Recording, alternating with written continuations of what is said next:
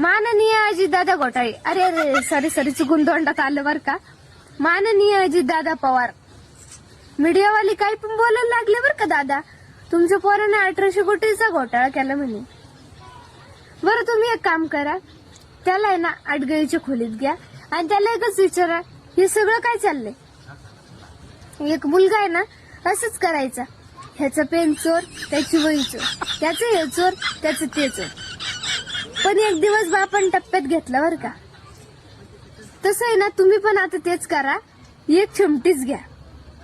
1800 कोटीवर किती शून्य असतात हे तर मी काय सांगू नाही शकत आणि ते मला माहित पण नाही किती असतात.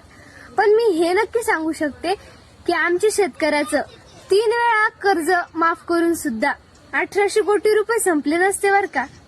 हा, तुम्ही मोठे लोक आहे म्हणून तुमचं सगळं चालतंय, पण त्याच जागेवर आमच्या शेतकऱ्याचा आणि गरीबाचा मुलगा जर असता ना, जे लाडा असतात.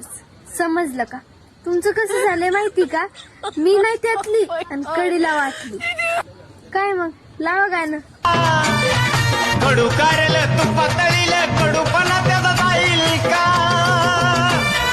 बकरी वरडली किती जरी तिला वाघाची सर येईल का. बकरी वरडली किती जरी